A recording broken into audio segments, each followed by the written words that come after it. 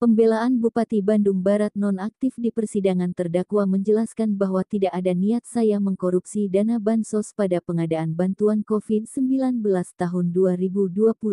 Hal itu disampaikan dalam nota pembelaannya di persidangan. Juga pembelaan dari tim penasehat hukumnya Rizky Rizgantara SH.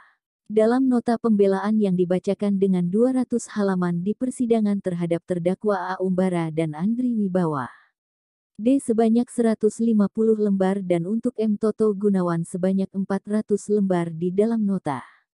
Pembelaan dari penasehat hukum para terdakwa tidak terbukti secara sah dan meyakinkan melakukan tindak pidana korupsi sebagaimana yang didakwaan oleh jaksa KPK terhadap bagi para terdakwa.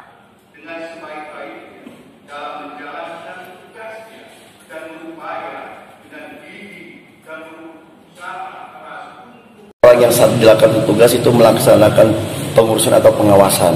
Nah, berdasarkan fakta-fakta dan surat LKPP juga dengan ahli juga, bupati atau kepala daerah itu bukan yang mengurusi atau mengawasi pengadaan barang jasa. Ya, bupati tidak ada hubungannya mengawasi pengadaan secara teknis seperti itu. Sifatnya dia hanya umum saja. Hanya langkah-langkah persiapan dengan rekonstruksi gitu. Tapi kalau sudah bicara barjas, itu teknis bahwa bupati tidak terlibat. Jadi subjek hukum dalam pasal 12 itu tidak tepat ditujukan kepada Pak Bupati karena bukan tugas dia mengawasi apalagi mengurusi barjas. Ya, itu yang untuk 12I.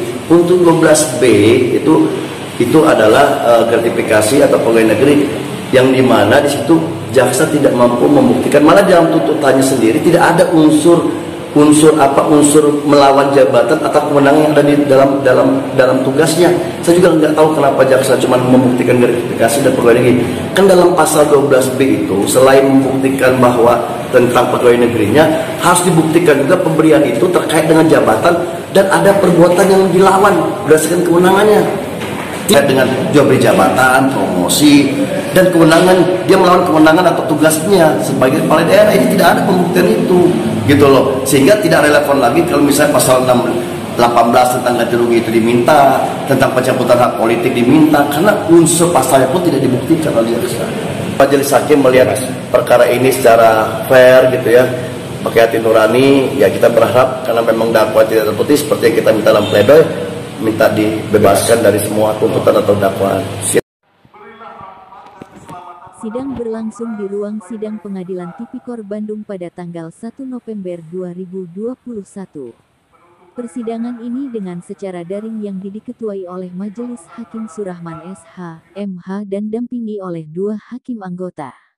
Adapun nota pembelaan dari pihak pengacara untuk dalam membacakan dengan secara maraton maupun dari para terdakwa mulai dari Bupati Bandung Barat nonaktif, M. Toto Gunawan serta Andri Wibawa.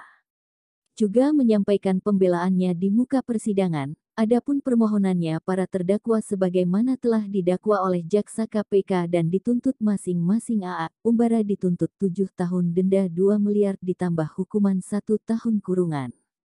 Dan M. Toto Gunawan dituntut 6 tahun penjara dan ditambah denda dan Andri Wibawa dituntut selama 5 tahun ditambah denda.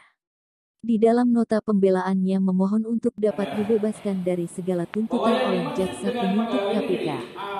Masing-masing penasehat hukum para terdakwa menyampaikan kepada majelis hakim yang menyidangkan perkara ini para terdakwa itu dibebaskan dari segala tuntutan membebankan biaya kepada negara. Di dalam pembelaan oleh penasehat hukum bahwa para terdakwa ini tidak sesuai fakta persidangan sebagaimana dalam dakwaan oleh jaksa KPK tentang pengadaan bansos sembako untuk COVID-19 tahun 2020. Andri Wibawa dalam pledoinya memohon kepada majelis hakim supaya bapaknya A. Umbara Sukina dibebaskan dari segala tuntutan oleh jaksa KPK. Andri juga membacakan sholawat untuk dalam pembelaannya. Dan lebih baik saya dipenjara daripada ayah saya. Karena saya memaksa kehendak melakukan pengadaan sembako untuk COVID-19 tahun 2020, katanya di persidangan. Jaksa KPK juga menyampaikan tetap dalam tuntutannya, menolak pledoi para terdakwa. Tandas jaksa KPK di persidangan. Sidang akan dilanjutkan hari Kamis tanggal 4 November 2021 dengan membacakan putusan oleh Majelis Hakim. Dari Pengadilan Tipikor Bandung. Barmen Sigalingging Berita 7 melaporkan.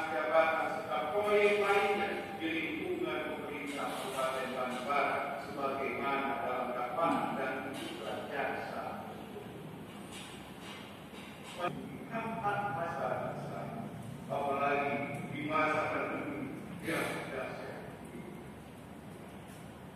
Benar